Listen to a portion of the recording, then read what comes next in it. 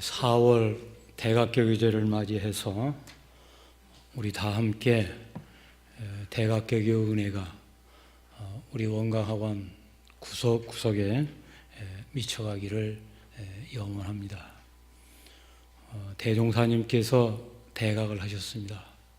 그리고 원불교를 열으셨습니다.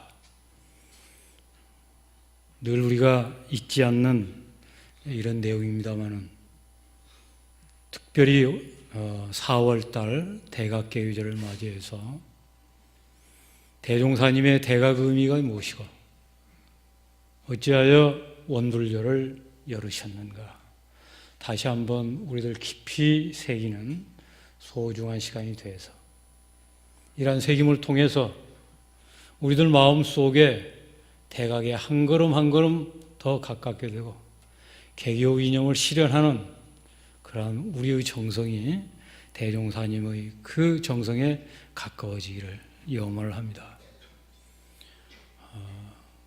지금은 세상이 탈종교 시대라고 해서 별로 종교에 관심이 없고 또 기대가 적은 것 같습니다.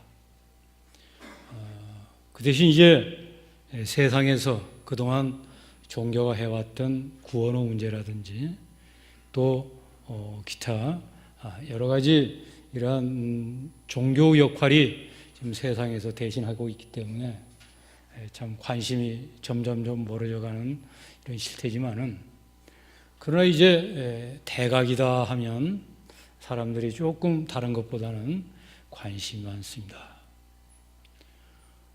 대각을 하면 이건 특별한 세계, 우리가 그동안에 접하지 못했던 이러한 특별한 세계를 생각하고 대각한 사람은 기인이고 이인이 돼서 특별한 힘을 가지고 우리가 할 수 없는 이러한 일을 하는 것처럼 이렇게 우리가 상상을 할 수가 있습니다. 생각해 보면 대종사님의 대각의 모든 처사가 우리와 다름이 없는 이러한 속에서, 그러나 우리가 상상도 할 수 없는 그런 엄청난 역사를 이루고 가신 그러한 생애를 살으셨습니다. 이제 우리는 대각의 의미가 무엇인가, 또 개교의 뜻이 무엇인가를 깊이 새기는 이러한 속에서 참다운 대종사님의 그 모습을 우리가 만나야 되겠습니다. 대각을 이루셨습니다. 그 대각이 어찌 가능했겠습니까? 하늘에서 떨어졌을까? 땅에서 솟아났을까? 오직 대각을 이루는 그 순간까지 우리가 상상도 할 수 없는 구도의 열정, 그 열정의 결과라고 생각을 합니다.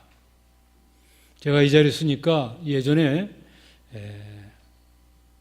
여산 유기현 박사님의 설법이 생각이 납니다. 저 서쪽 인도로 법을 구하기 위해서 사막을 건너갑니다. 그 길도 없는 그 길을, 구도의 길을 걸어갑니다. 가다가 마지막 지팡이를 꽂는 순간 지팡이는 거제에 꽂혀 있고 사람은 죽습니다. 그 뒤에 끊임없이 구도의 행렬이 이어집니다. 앞서간 자가 그 꽂은 그 지팡이가 이정표가 돼서 다시 한 걸음 그 앞길에 다시 지팡이를 꼽습니다. 그 길이 구도의 길이 돼서 이제 중국, 한국 여기에 불법이 전달이 됐습니다. 구도의 역정입니다. 대각이라고 하는 게 하루아침에 뚝딱해서 되는 게 아니고 정말로 수없는 이러한 생을 고려하면서 생명을 걸고, 법을 위해서 생명을 걸고 작정하고 나선 그 길 속에 이루어지는 대각. 그렇기 때문에 유사 이래로 대각을 이룬 분이 몇이나 됩니까? 대각을 이루었다고 하는 분들은 아마 많이 있을 것입니다. 지금도 미국에서는 자칭 예수라는 분이 정신병원에 200명도 넘게 지금 존재한다고 하니까요. 그러나 자타가 공인하는 역사에 남는 인류 역사를 바꾼 이러한 대각도인이 몇 분이나 되냐 그 말이죠. 손으로 꼽습니다. 어렵죠. 그러나 그 길이 아무리 어려워도 그 출발은 자그마한 깨달음의 연속 속에서 이루어지는 것임에는 틀림이 없습니다. 우리도 대각을 이루어야죠. 우리가 대각개교제를 기념한다고 하는 게 무엇인가? 우리가 대각하자는 것이고 우리가 개교하자는 것이죠.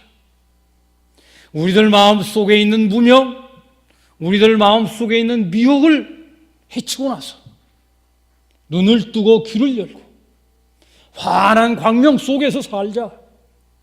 그리고 내가 밝힌 그 광명, 내가 밝힌 그 훈훈한 자비를 세상을 위해서 베풀자.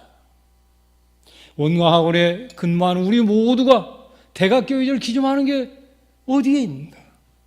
어제보다도 오늘 더 밝은 눈을 가지고, 어제보다도 오늘 더 밝은 귀를 가지고 더 자비로운 손과 몸을 통해서 원광학원을 밝게 더 훈훈하게 자비롭게 이렇게 갖고 가자는 그 속에 대각개교의 의미가 있을 것입니다. 그 대각개교의 의미를 살리기 위해서 우리는 어떻게 해야 되느냐? 어제보다도 오늘보다도 내일 더 한 걸음 더 대각과 개교의 길로 가는 그 길이다 그거죠. 우리가 누구냐? 원광학원에 근무하는 다 구도자다.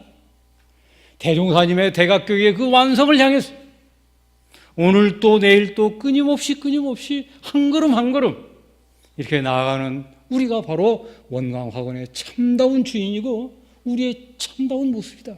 이렇게 저는 생각을 합니다. 더군다나 물질개벽이 좀 이루어지는 이 후천개벽, 이 시대야말로 어느 시대보다도 더 깨달음의 중요성이 참 강조되는 시절입니다. 우리가 알다시피 과거의 음시대를 지나서 양시대, 잠자던 시대에서 일어나서 대활동하는 이러한 후천개벽의 시대야말로 눈코 뜰 새 없이 바쁜 숨 쉴 수 없는 이러한 변화의 과정 속에서 우리는 그냥 분주하게 살아갈 수밖에 없습니다. 많이 생각해야 되고 많이 판단해야 되고 많이 행동해야 되고 이거 하면서 저거 해야 되고 동시에 많은 일을 하지 않으면 안 되는, 그렇지 않으면 도태되고 많은, 그냥 정신이 그냥 혼미할 정도로 정신 차릴 수 없이 뱅뱅뱅 돌아가는 이런 초스피드 시대를 살아가는 우리입니다. 이러기 때문에 그 순간순간 경계 일일마다 어떻게 하면 빠르고 정확하게 온전하게 분석하고 판단을 하는 이러한 깨달음이 그 어느 때보다도 절실한 시절을 우리가 살고 있습니다. 깨달아야 합니다. 순간순간 깨달아야 된다고요. 그렇지 않는 한 우리는 경계에 매몰되고 그냥 일 속에 파묻혀가지고 우리의 판단에 관계없이 그냥 노예의 생활을 하고 마는 거죠. 과거에 우리는 걷고 뛰고 말을 타고 살았어요. 밤길을 걸어갑니다. 말을 타고 갑니다. 어떻게 했습니까? 호롱불을 비춰줬죠. 얼마나 비칠까요? 2, 3m? 그러면 걸어가는데 지장이 없죠. 지금은 어떻게 합니까? 차를 타지요, 기차를 타지요, 비행기를 타지요, 로켓을 타는 시절입니다. 얼마를 비춰야 우리가 안전하게 생활할 수 있을까요? 100마일을 놓고 갑니다. 100km를 달려갑니다. 호롱불 가지고 호롱불을 비춰서 그 자동차가 온전하게 운전할 수 있겠습니까? 과거에 우리에게 필요한 깨달음이라고 하는 건 그저 눈앞만 바라보는 이런 시절에 비치면 됐습니다. 그러나 이제는 그야 가지고는 도저히 살 수가 없습니다. 적어도 200m, 300m 앞을 환히 비추어야 안심하고 살 수 있는 이런 시절. 얼마나 우리에게 지혜가 필요합니까? 깨달음이 필요하다고 말이죠. 지금 시절 어떻습니까? 물질문명의 유혹이라고 하는 것, 물질문명의 강성한 세력이 우리를 어떻게 마비시킵니까? 어떻게 우리를 조정합니까? 어떻게 우리를 유혹하냐고 말이죠. 눈만 뜨면 우리 앞에 나타나는 게 광고죠. 왜 광고가 버떡버떡 이런거립니까? 우리의 판단을 흐리기 위해서, 우리의 판단을 좌우하기 위해서, 우리의 마음을 뽑아가기 위해서 그렇게 바닥바닥하는 이러한 경계 속에서 우리가 삽니다. 조금만 방심하면, 조금만 정신 차리지 않으면 우리는 그만 물질의 노예에 돼서 그냥 그 이끄는 대로 정신없이 좋고 뭐 어쩌고 하면서 살아가게 십상인 이런 세상을 우리가 삽니다. 이럴 때 순간순간 깨달을 수 있는 힘이 있다면 우리는 자유자재할 수 있습니다. 그러나 그렇지 못하고 그냥 그 속에 살게 된다면 우리는 어떤 삶을 살게 되느냐? 대종사님이 일찍이 물질의 노예 생활, 파란고해의 생활이라고 우리에게 지적을 해 주셨습니다. 이제 물질 능력은 우리를 새로운 세계로 안내합니다. 지역적 한계, 모든 벽을 넘어서서 온 인류가, 전 세계가 하나로 살아갈 수밖에 없는, 미운 놈이나 이쁜 놈이나 빨강 놈이나 파랑 놈이나 검은 놈이나 다 모여서 한 집안을 이루어서 살지 않으면 안 되는 이러한 새로운 이러한 상황을 지금 전개시키고 있습니다. 우리 속에 모든 공동체와 더불어서 하나로 살 수 있는 그런 높은 삶의 지혜, 새로운 깨달음이 있지 않는 한 우리는 이 시대를 슬기롭게 살 수 없습니다. 더불어 함께 번영길을 나가기 어려운 것이죠. 나만 바라보는 이러한 좁은 생각이 아니라 이걸 터서 너와 내가 하나의 이러한 생명이다, 우리가 하늘아이다 하는 높은 지혜와 윤리성이 없는 한 우리의 미래는 박다할 수 없습니다. 이러기 때문에 이 시대는 과거의 어느 시대보다도 더 깨달음을 우리에게 요구하고 있는 것이죠. 저는 오늘 이 뜻깊은 대각계의절을 맞는 이 4월의 깨달음에 대해서 함께 생각해 보고자 합니다. 깨달음이란 무엇인가요? 깨달음이 게 무엇인가? 일념이 나올 때 그 일념을 알아차리는 게 깨달음이다 그거죠. 누가 얘기했습니다. 생각하니 고로 존재한다 했습니다. 우리가 삽니까? 살죠. 내가 내 삶의 중심이 되고 내 삶을 의식할 때만 나는 사는 것입니다. 내가 삽니다. 껍데기가 삽니다. 하루 내내 살았습니다. 무엇을 살았습니까? 내가 내 삶을 살아갈 때에 한 생각을 이뤄내는 그걸 캐치할 때, 이때가 내가 사는 거죠. 그렇지 않고 사는 거, 죽은 거는 뭐가 다릅니까? 깨달음의 출발이라는 게 바로 그런 거죠. 일념을 일으키는 생각을 자각하는 거죠. 생각을 자각하는 거예요. 모든 깨달음의 출발, 존재가 열리는 순간이죠. 하이데거가 얘기했잖아요. 열리는 장소예요. 존재가 거기서부터 비롯하는 거죠. 밤이 지나서 태양이 솟으면 모든 존재가 드러나게 되어 있습니다. 존재가 생산하는 건 아니지만 그때 비로소 존재가 존재하는 거예요. 존재로서 성립하는 거예요. 내가 한 생각 일으키는 순간 이제 만 존재가 열리는 거예요. 만 존재가 열리는 터전이에요.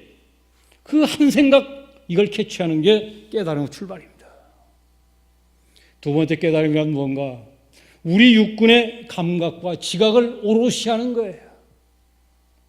우리는 육군을 가지고 감각해요. 그리고 그것을 지각해요.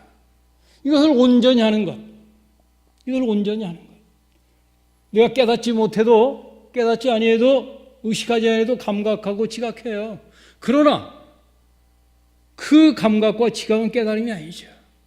온전히 할 때. 이걸 깨달음이라고 합니다. 그런데 우리는 모든 센스 데이터를 내 속에서 분석하고 그것을 개념화합니다. 판단하는 거예요. 그럴 때 가장 정확하고 빠르고 밝은 분석과 판단, 이게 깨달음이죠. 또 우리에게는 문득문득 내 안에서 밖에서 어떤 상황에 따라서 내 속에서 깨달음이 일어나요. 이것이다. 감각감상입니다. 또 문득문득 직관이 내 속에서 반짝 불을 밝힙니다. 스파크가 일어납니다. 이게 깨달음입니다. 또 내 스스로 모든 분별망상을 놓고 깊이 안으로 빛을 돌이킵니다. 오직 공적 영지가 내 속에서 빛이 납니다. 깨달음 순간이에요. 깨달음 순간입니다. 우리가 분석을 하고 머리로 궁굴려서 아는 알미 아니라 저절로 초롱초롱한, 텅 비어 초롱초롱함이 내 속에 가득합니다. 깨달음입니다. 나아가서 이러한 그 밝음이 온 누리에 그냥 환히 비치는 거 깨달음입니다. 마치 청풍월상시의 만상자연매이다. 그 한여름에 한 줄기 찬바람이 어디선가 서늘하게 불어올 때 그 불어오는 바람에 저절로 그 옅은 구름이 다 어디론가 사라져버리고 흩어져버리고 그 밝은 달이 우뚝 솟아나는 이러한 경지, 적조현저입니다. 적적한 가운데 비침이 온 누리에 가득한 것입니다. 깨달음입니다. 그 순간에 어떠한 것이 와도 이제 내가 분별이 아니라 물레즉조 그냥 비치는 대로 그대로 나에게 비치는 것입니다. 우리가 평소에 대상을 분석하고 파악해서 이것이다라고 하는 그러한 알미 아니라 저절로 물레즉조 어떤 못이 오면 그냥 그대로 내가 비치는 사량개기하지 않는 본연의 빛을로 빛이 그냥 드러나는 내가 무엇을 분석하고 판단하는 게 아니라 내 눈에 비치는 그것이 아니라 그냥 드러나는 이러한 밝음, 이게 깨달음이다 그거죠. 나아가서 이러한 깨달음은 결국 만유가 한 채성 만법이 한 근원 한 가족 이러한 그 근원에 들어가기 때문에 저절로 지행합이라고 저절로 자비가 충만한 내가 이제 내가 아니라 우주와 하나가 된 우주 광명과 우주의 그 에너지를 그대로 가지고 일상생활에 나아가는 그러한 대자대비를 실현하는 대각도인의 삶이 전개되는 이게 깨달음이라고 생각합니다. 그럼 이러한 깨달음을 어떻게 우리가 열어갈까요? 깨달음의 길을 알아보겠습니다. 첫째, 한 생각 일어남을 알아차려야 합니다. 노력해야 됩니다.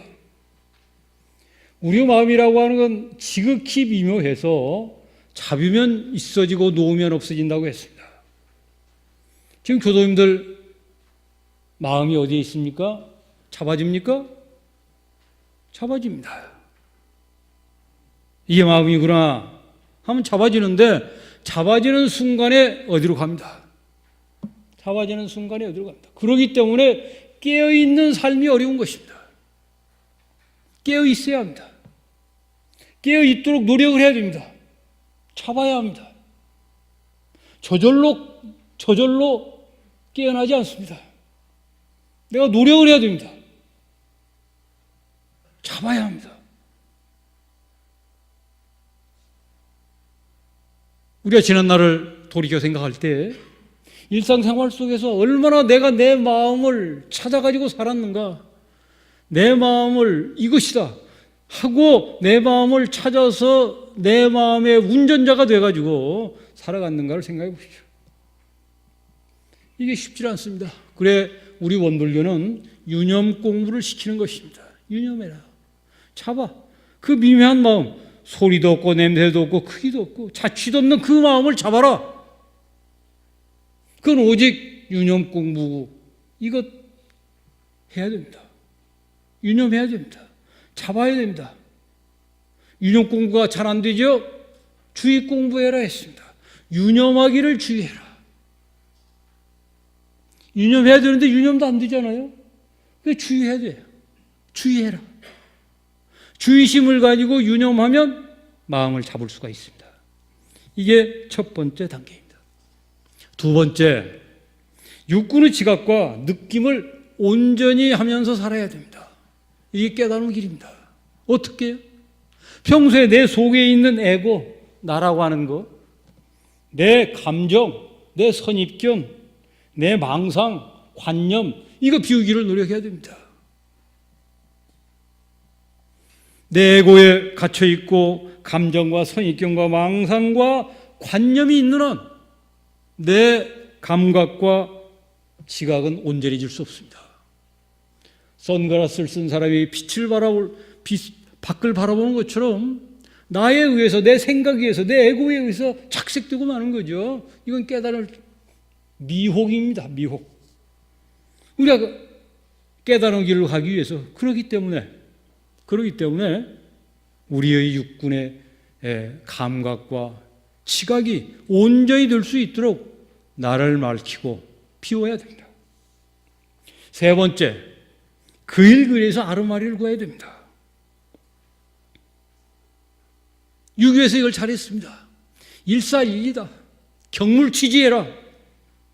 어떠한 경우 어떤 일을 당해도 그 속에는 반드시 이치가 있기 때문에 그 일 그 일에서 연구를 해가지고 이치를 밝히고 그 일 그 일에서 내 마음을 바로서 밖으로 이치가 드러나고 안으로 내 마음의 빛을 밝혀라.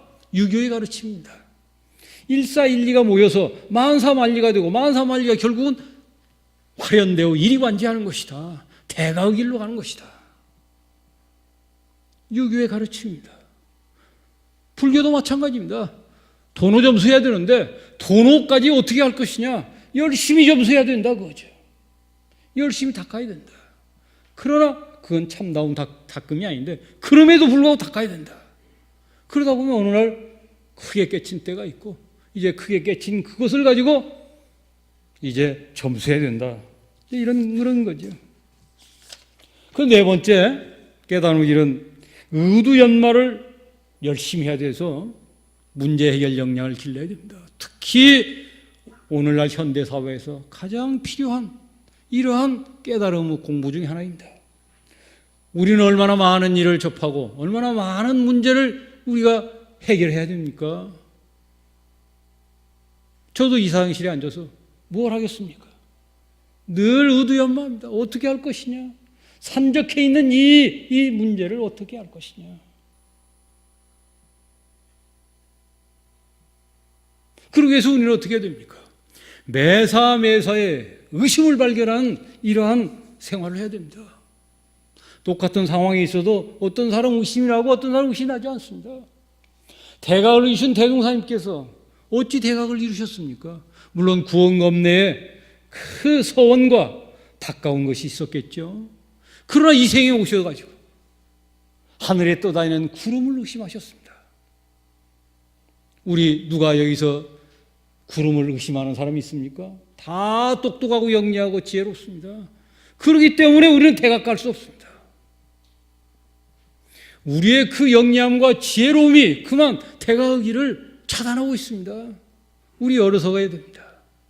대중사님은 이론상 소문에 우리 어리석은 중생이라고 했습니다. 어리석어야 됩니다. 자기 무지를 자각하고 물을 줄 알아야 된다 그거죠. 물을 줄 알아야 돼요. 왜 물음이 없습니까? 우리가 묻는 이러한 안목이 열린다면 물음 아닌 것이 없죠. 다 물음입니다. 묻지 않기 때문에 깨달음이 없는 것입니다. 물어야 됩니다. 묻는 습관을 가져야 돼요. 제가 정전 강의를 오래 했습니다만 제가 최근에 와서는 묻지 않는 시간에는 강의하지 않았습니다. 묻지 않는데 강의할 필요가 있습니까? 물어야 한다 그죠. 저는 늘 묻습니다. 지금도 정전에 수많은 물음이 있습니다. 그러나 저는 초기에 무엇 청전에 물을 것이 있느냐? 제 스승님이 저에게 그러셨습니다. 너 나를 찾아올 때는 반드시 물음을 가지고 와라. 물을 것이 없는데 뭘 묻습니까? 이게 도리어 스승이 묻습니다. 야, 이것도 어떻게 생각하느냐? 제가 그 물음에 질려가지고 참 다음부터는 스님을 가까이 할 수가 없습니다. 안 나오는 물음을 어떻게 하냐 그거죠. 근데 말년에 이제 떠날 때가 되니까 물음이 쏟아지는 거죠. 다 물음입니다. 이것도 물음, 저것도 물음입니다. 물어야 한다 그거죠.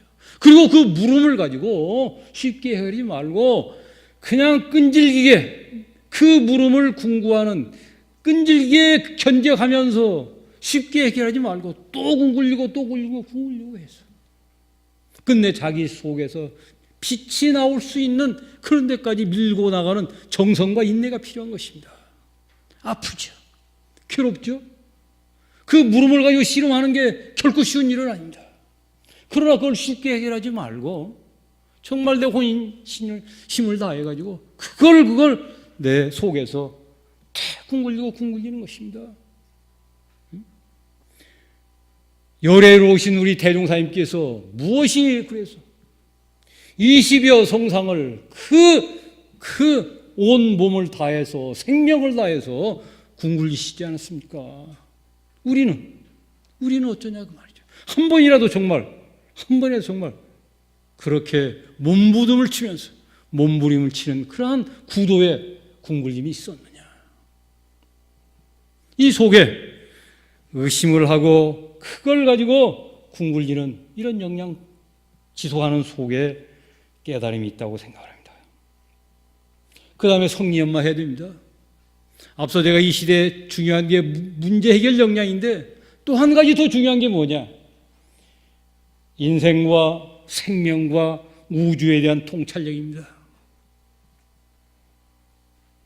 이제 앞으로 인류의 희망이 있다면 모든 인류가 정신이 개벽이 돼가지고 깨달으면서 모든 존재를 부처님으로 정말로 자기 몸처럼 이렇게 생각하는 지혜가 열리면 이 우주, 우리 인류에게는 희망이 있습니다. 그러나 그렇지 못하고 지금처럼 각자 자기 욕망, 물질의 욕망 속에 사는 한 인류에게는 파멸뿐이 없다고 생각합니다. 이런 새로운 삶의 지혜, 인생과 생명과 우주를 정말 자비의 눈으로 내 몸같이 내 집같이 생각할 수 있는 지혜가 어디서 솟겠느냐 그거죠. 이건 오직 성리연마를 통해 가지고 그 깊은 원천에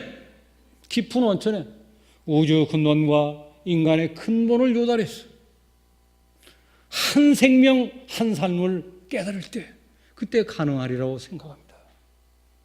우리가 다 알죠. 대각도인의 특징이 뭡니까? 대각도인의 공통적 삶이 무엇이냐 그 말이죠.